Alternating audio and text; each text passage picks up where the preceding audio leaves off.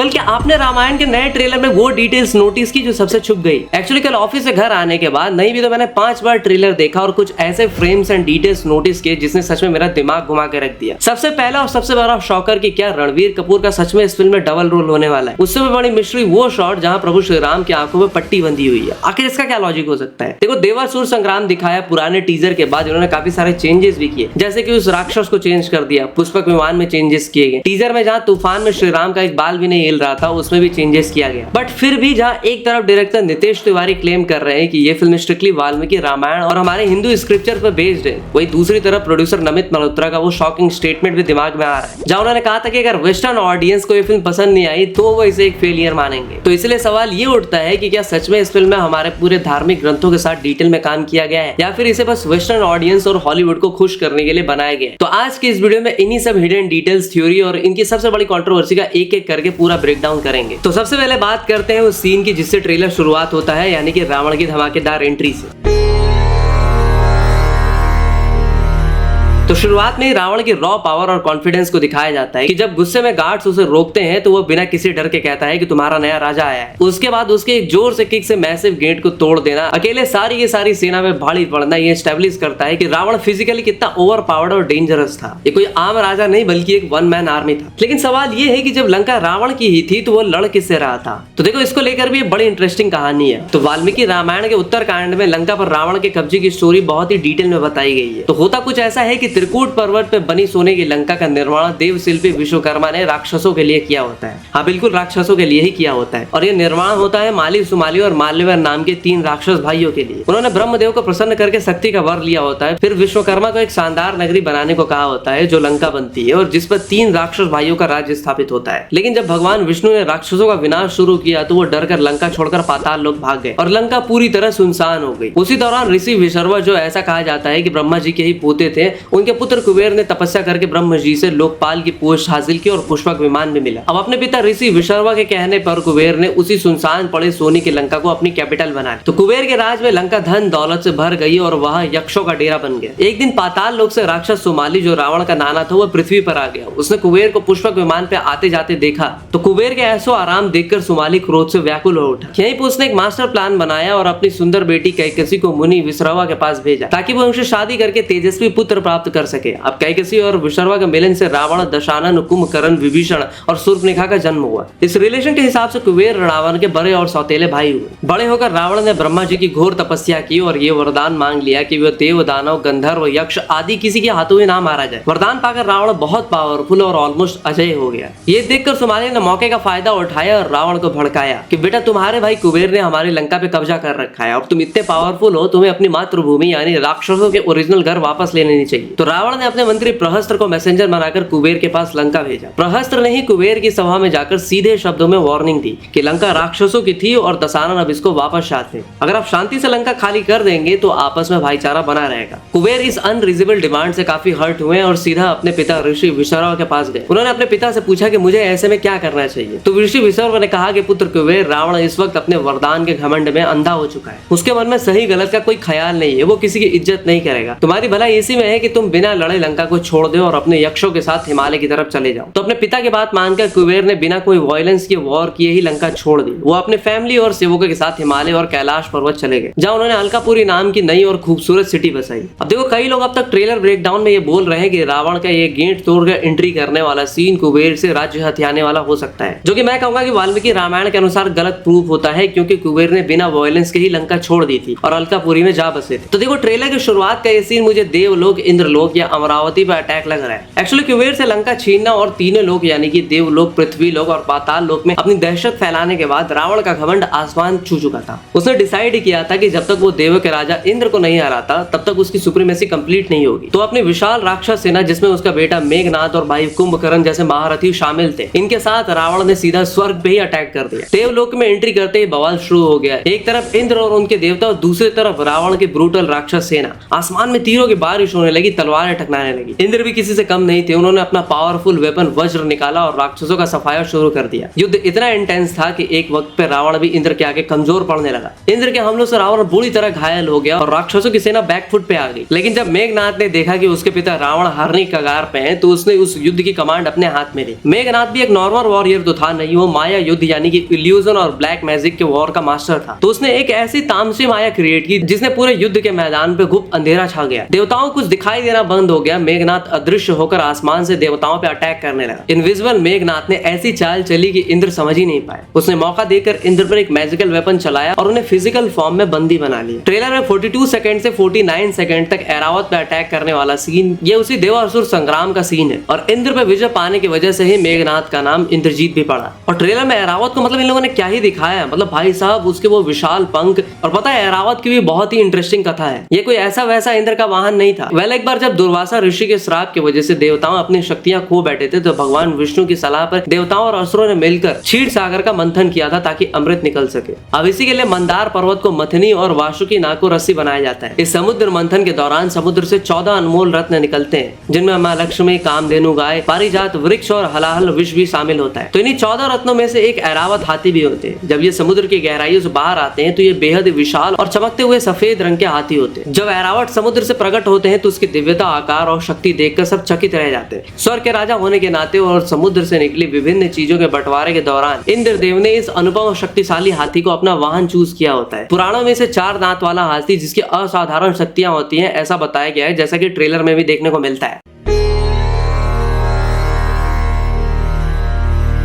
इसके बाद हम ट्रेलर में देखते हैं कि देवता नारायण के पास हमेशा की तरह पहुंच जाते हैं और नारायण उन्हें आश्वासन भी देते हैं इस समस्या का समाधान करने में। तो देखो, श्री राम के अवतार से पहले रावण का आतंक तीनों लोक यानी कि स्वर्ग, पृथ्वी और पाताल में चरम पे। ब्रह्मा जी और भगवान शिव से प्राप्त अमोघ वरदानों के कारण उसने लगभग एक अजय योद्धा का रूप धारण कर लिया था। पृथ्वी पर भी उसने ऋषि मुनियों का जीना मुश्किल कर दिया। यज्ञ और हवनों को नष्ट करना, धार्मिक कार्यों में बाधा डालना उसकी सेना का मुख्य काम यही बन चुका था। इवन मृत्यु के देवता यमराज और जल के देवता वरुण को भी रावण ने युद्ध में पीछे हटने पे मजबूर कर दिया था। पाताल लोक पे आक्रमण करके उसने दानवों को भी हराया था और उन्हें अपना अधीन कर लिया था। हाँ, राक्षस और दानव अलग थे, इसे याद रखना। और रावण राक्षस था, जिसके बारे में भी तुम्हें आगे बताऊंगा। तो ब्रह्मा जी की घोर तपस्या करके रावण ने वरदान मांग लिया था कि उसकी मृत्यु किसी देवता, दानव, गंधर्व, यक्ष या फिर नाग के हाथों ना हो। अपने अहंकार में उसने मनुष्य और वानरों को तुच्छ समझा था और उनसे अपनी मृत्यु का वरदान नहीं मांगा था। और यहीं पे रावण के साथ खेला हो जाता है। एक्चुअली रावण समझता था कि एक साधारण मनुष्य उसका क्या ही बिगाड़ देगा। इस वरदान के मिलने के बाद रावण तीनों लोकों में अत्याचार करने लगा था और देवताओं को भी अपने अधीन कर चुका था। लेकिन जब रावण का आतंक बर्दाश्त के बाहर हो गया, तब इंद्र सहित बाकी सभी देवता ब्रह्मा जी के पास पहुंचे और उनसे रावण के अत्याचारों से मुक्ति दिलाने की प्रार्थना की। और यहीं पे ब्रह्मा जी ने देवताओं को रावण के वरदान की उस लूप होल यानी कि चूक के बारे में बता दिया। तभी वहाँ पे भगवान विष्णु अपने चतुर्भुज रूप में भी प्रकट हुए और सभी देवताओं ने भगवान विष्णु की स्तुति की और उनसे आग्रह किया कि रावण को केवल एक मनुष्य ही मार सकता है, इसलिए आप मनुष्य रूप में अवतार लें। देवताओं की प्रार्थना सुनकर भगवान विष्णु ने उन्हें आश्वासन दे दिया कि मैं उस क्रूर और दुराचारी रावण को उसके परिवार और मित्रों सहित युद्ध में ही मार गिराऊंगा। मैं अयोध्या के राजा दशरथ के यहाँ उनके 4 पुत्रों के रूप में अवतार लूंगा और इस पृथ्वी पर 11,000 वर्षों तक मनुष्य रूप में राज्य करूंगा। तो सिर्फ श्री राम ही नहीं बल्कि राम, लक्ष्मण, भरत, शत्रुघ्न सब के सब नारायण के ही अवतार। तो उसी समय पृथ्वी पर अयोध्या के राजा दशरथ अपनी बढ़ती उम्र और कोई उत्तराधिकारी ना होने के कारण अत्यंत दुखी होते हैं। उन्होंने अपने गुरु वशिष्ठ की सलाह पर महर्षि ऋषि श्रृंग को आमंत्रित किया होता है ताकि उन्हें पुत्र प्राप्ति हो सके। तो महर्षि ऋषि श्रृंग अयोध्या में अत्यंत विधि विधान से पुत्र मेक्षति यज्ञ आयोजित करते हैं, जिसे आप ट्रेलर में 1 मिनट में देख सकते हो। वाल्मीकि रामायण के अनुसार यज्ञ के दौरान अग्निकुंड से एक विशाल काय और तेजस्वी दिव्य पुरुष प्रकट होते हैं। उनके हाथों में सोने का एक पात्र होता है जिसमें दिव्य पायसम यानी कि खीर भरी होती है। उस दिव्य पुरुष ने राजा दशरथ को वो खीर देते हुए कहा होता है कि ये खीर देवताओं ने भेजी है जिससे उन्हें तेजस्वी पुत्रों की प्राप्ति होगी। उन्होंने दशरथ से कहा होता है कि ये खीर अपनी पत्नियों को जरूर खिलाना। तो राजा दशरथ अत्यंत प्रसन्न होकर उस खीर को अपनी तीनों रानियों में इस प्रकार बांटते हैं। उन्होंने सबसे पहले खीर का आधा हिस्सा अपने सबसे बड़ी रानी कौशल्या को दिया होता है। बचा हुआ हिस्सा आधा भाग यानी कि 1/4 उन्होंने सुमित्रा को दे दिया होता है। उसके बाद बचा हुआ आधा भाग यानी कि 1/8 उन्होंने कैकेयी को दिया होता है और अंत में बचा हुआ हिस्सा यानी कि 1/8 उन्होंने फिर से सुमित्रा को दे दिया होता है। इस दिव्य खीर के प्रभाव से समय आने पर चैत्र मास की 9वीं तिथि को माता कौशल्या के कोप से श्री राम जो भगवान विष्णु के आधे अंश से उन्होंने जन्म लिया होता है। फिर माता कैकेयी से भरत और माता सुमित्रा से लक्ष्मण और शत्रुघ्न का जन्म होता है। लेकिन इन सब के बाद हम ट्रेलर में देखते हैं कि Ram ji blind folded archery शायद शब्द भेदी वाण प्रैक्टिस कर रहे होते हैं। लेकिन देखो वाल्मीकि रामायण अयोध्या कांड में राजा दशरथ खुद अपने आखिरी समय में कौशल्या को बताते हैं कि उन्होंने जवानी में शब्द भेदी वाण का यूज किया था और गलती से वह तपस्वी श्रवण कुमार को लगता है। हालांकि वाल्मीकि रामायण में श्रवण कुमार नाम मेंशन नहीं है, तपस्वी मेंशन है। और राजा दशरथ बताते हैं कि उसके बाद ही उसके अंधे माता पिता ने उन्हें पुत्र वियोग का श्राप दे दिया था। देखो वाल्मीकि रामायण में कहीं भी इस बात का जिक्र नहीं है कि प्रभु श्री राम ने कभी ये विद्या सीखी, प्रैक्टिस की या किसी युद्ध में इसका प्रयोग किया। अब राम जी को ये प्रैक्टिस करते दिखाना मेकर्स की इस तरह से एक ब्रिलियंट क्रिएटिव लिबर्टी है जो बाप बेटे कनेक्शन और आगे जाने वाले वनवास के दुख को फोर शैडो करने के लिए ऐड की गई होगी। वेल इन सब के बाद ट्रेलर में सीधा सीन चेंज होता है सीता स्वयंवर पे। तो वाल्मीकि रामायण के बाल कांड में राजा जनक द्वारा आयोजित स्वयंवर में राम जी भगवान शिव का धनुष पिनाक तोड़ देते हैं। ऐसा कहा जाता है कि भगवान शिव का ये धनुष इतना विशाल और भारी था कि इसे उठाकर लाना ही असंभव था। इसमें एक लोहे के संदूक में रखा गया था जिसमें 8 पहिए लगे हुए थे और जब महर्षि विश्वामित्र ने धनुष देखने की इच्छा जताई तो राजा जनक के आदेश पर 5000 बलशाली वैष्णव व्यक्ति मिलकर इस गाड़ी को खींचकर सभा में लाते हैं। मतलब जो लोग इसके खींच कर ला रहे थे ना, वो भी कोई आम इंसान नहीं थे, सब के सब भगवान के परम भक्त थे। पर जब राम जी ने खेल खेल में धनुष उठाया और प्रत्यंचा चढ़ाकर उसे खींचा तो ये धनुष बीच से ही टूट गया। अब वाल्मीकि रामायण के अनुसार धनुष टूटने की आवाज किसी भयंकर भूकंप या फिर वज्रपात यानी कि लाइटनिंग स्ट्राइक से कम नहीं थी, मतलब पहाड़ के टूटने जैसा था। इस धमाके की आवाज इतनी तेज थी कि महर्षि विश्वामित्र, राजा जनक, राम और लक्ष्मण को छोड़ देते सभा में मौजूद बाकी सारे लोग वहाँ पे बेहोश हो गए। देखो रामचरितमानस में पढ़ते हैं कि धनुष टूटने के तुरंत बाद परशुराम जी क्रोधित होकर सभा में आ जाते हैं, लेकिन वाल्मीकि रामायण में ऐसा नहीं होता। वाल्मीकि रामायण के बाल कांड के अनुसार स्वयंवर शांति से संपन्न हो जाता है। राजा दशरथ अयोध्या से आते हैं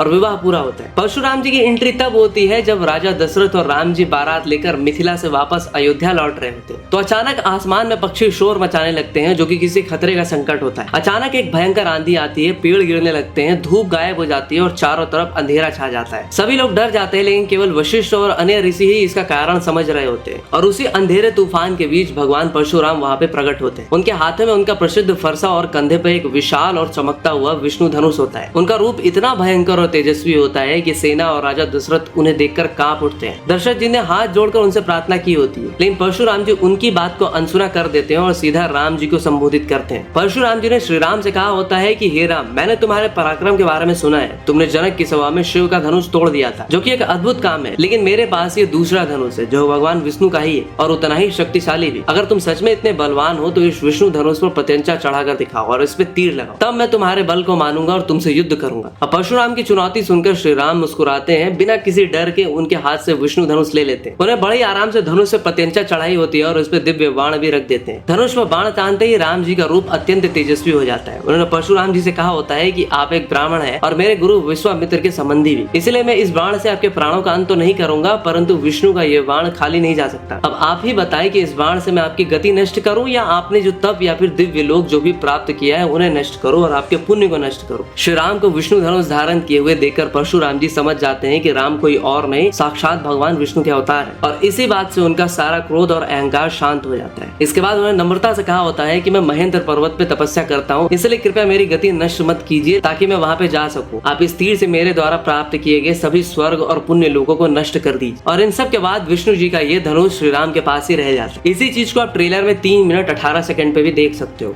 जैसे कि भगवान श्री राम और भगवान परशुराम दोनों ही भगवान नारायण के अवतार है, इसलिए ट्रेलर में दोनों ही रोल रणवीर कपूर ही प्ले कर रहे हैं। इसके अलावा ट्रेलर में 1 मिनट 22 सेकंड से 1 मिनट 24 सेकंड तक एस श्री राम आपने रणवीर को ये कहते जरूर सुना होगा कि विश्व कल्याण के लिए मेरा अंत भी हो जाए। तो इस प्रसंग के बारे में आपको बताता हूँ। अब दरअसल महर्षि विश्वामित्र सिद्धाश्रम में एक महान यज्ञ करने वाले होते हैं, लेकिन जब भी यज्ञ अपने अंतिम चरण पे पहुंचता है तो मारीच और सुबाहु नाम के जो भयंकर राक्षसी ताड़का के बेटे होते हैं अपनी सेना के साथ आते हैं, यज्ञ वेदी पर रक्त और मांस फेंक कर उसे अपवित्र कर देते हैं। अब क्योंकि ऋषि यज्ञ के दौरान क्रोध नहीं कर सकते थे और श्राप नहीं दे सकते थे, इसीलिए विश्वामित्र अयोध्या के राजा दशरथ के पास पहुंचते हैं और यज्ञ की रक्षा के लिए उन्हें ज्येष्ठ पुत्र राम को मांगते हैं। देखो राजा दशरथ पहले बहुत घबराते हैं क्योंकि राम उस वक्त बहुत छोटे होते हैं, लेकिन गुरु वशिष्ठ के समझाने पर उन्होंने राम के साथ लक्ष्मण को भी विश्वामित्र जी के साथ भेज दिया होता है। तो रास्ते में चलते हुए वे घने जंगल में पहुंचते हैं जिसे ताड़का वन कहा जाता है। यह ताड़का नाम की राक्षसी का आतंक होता है जिसके पास हजारों हाथियों का बल होता है। महर्षि विश्वामित्र ने राम को आदेश दिया होता है कि प्रजा के भलाई के लिए राक्षसी का अंत करना ही धर्म है। गुरु की आज्ञा पाकर श्री राम ने अपने एक ही तीर से ताड़का का वध कर दिया होता है। ताड़का के वध से विश्वामित्र इतने प्रसन्न होते हैं कि उन्होंने श्री राम और लक्ष्मण को अनेक चमत्कारी दिव्यास्त्र भी दिए होते हैं और इन दिव्यास्त्रों को चलाने और वापस लेने की विधि भी सिखाई होती है और यही अस्त्र आगे चलकर रावण के साथ हुए युद्ध में भी काम आते हैं। ट्रेलर में 1 मिनट 28 सेकंड पे उसी सीन को दिखाया गया गए हैं जहाँ सामने विश्वामित्र जी बैठे हैं और राम लक्ष्मण उनसे दिव्यास्त्रों का ज्ञान ले रहे हैं। खैर सिद्धाश्रम पहुंचकर यज्ञ शुरू होता है। राम और लक्ष्मण लगातार 6 दिन और 6 रात बिना सोए यज्ञ की पहरेदारी की होती, लेकिन आखिरी दिन आकाश में काले बादल छा जाते हैं और मारीची और सुबाहु रक्त की वर्षा करने शुरू कर देते हैं। श्री राम ने मारीच पे मानव अस्त्र चलाया होता है। इस बाण में ऐसी शक्ति होती है कि इसने मारीच की जान तो नहीं ली होती, पर उसका वक्षस्थल यानी कि उसके चेस्ट पर लगता है और उसे हवा में उड़ा दिया जाता है। मारीच सैकड़ों योजन दूर जाकर दक्षिण सागर में जा गिरता है। इसके तुरंत बाद श्री राम ने अग्नि अस्त्र चलाया होता है, जिससे सुबाहु वहीं जल के भस्म हो जाता है। बची हुई राक्षस सेना का सफाया लक्ष्मण ने कर दिया होता है। मतलब क्रोनोलॉजी समझिए, भगवान होने के बावजूद उन्हें भी चीजें एक प्रोसेस से मिलती है। परशुराम जी से सारंग धनुष मिलना, फिर विश्वामित्र जी से दिव्यास्त्र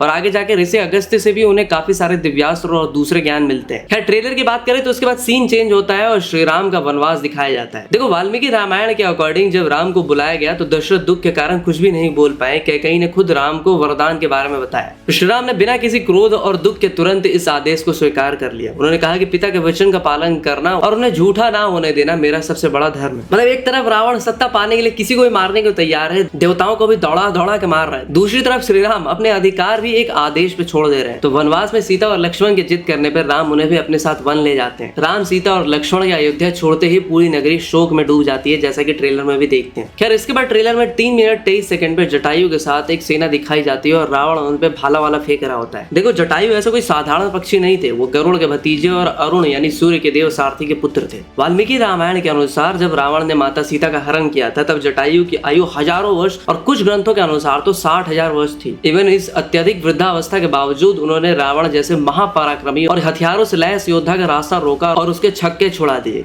जटायु अपनी विशाल चोंच और मजबूत पंखों के प्रहार से रावण का रथ तक तोड़ चुके थे। जब रावण उन पे तीरों और भालों की वर्षा करता तो जटायु अपने विशाल पंखों और हथियारों को हवा में ही नष्ट कर देते। उन्हें रावण का धनुष और कवच भी तोड़ दिया होता है। अपने भयंकर प्रहारों से जटायु ने कुछ समय के लिए रावण को जमीन पे गिरने पे भी मजबूर कर दिया होता है। मतलब रावण जैसे योद्धा को इस तरह से विवश करना किसी आम शक्ति की बस की तो बात नहीं थी। रावण ये समझ चुका था कि बल और आम हथियारों से विशालकाय पक्षी को हराना असंभव है। रावण जवान था और कई मायावी अस्त्रों शस्त्रों से युक्त था, जबकि जटायु निहत्थे और वृद्ध थे। अंत में रावण छल का सहारा लेता है और अपनी चमत्कारी तलवार चंद्रहास जो उसे भगवान शिव से मिला था उसे जटायु के पंख काट देते हैं, जिसके बाद वो जमीन पे गिर पड़ते हैं। तो आखिर में बात करते हैं उस कहानी की जिसकी वजह से राम रावण युद्ध हुआ था, शूर्पणखा और विदुज्जुआ की, यानी कि विवेक ओबेरॉय की, जिसे ट्रेलर में आप 3 मिनट 33 सेकंड पे देख सकते हो। तो देखो ये किस्सा शुरू होता है एक सीक्रेट लव स्टोरी से। शूर्पणखा जिसका असली नाम मीनाक्षी था, उसने कालकेय यानी कि दानव वंश के राजकुमार विदुज्जुआ से प्यार कर लिया था। दोनों ने चुपचाप शादी भी कर ली थी, लेकिन एक प्रॉब्लम थी। दानव और राक्षस रावण के परिवार एक दूसरे के सबसे कट्टर दुश्मन। तो ब्रह्मदेव और शिव से अमर होने और अपार शक्तियों के वरदान पाने के बाद रावण तीनों लोगों पर कब्जा करने पर निकल पड़ता है। देवताओं, यक्षों और गंधर्वों को हराने के बाद रावण ने पाताल लोक की तरफ रुख किया होता है, जहाँ उसे निवट कवच और कालकेय नाम के भयंकर दानव रहते थे।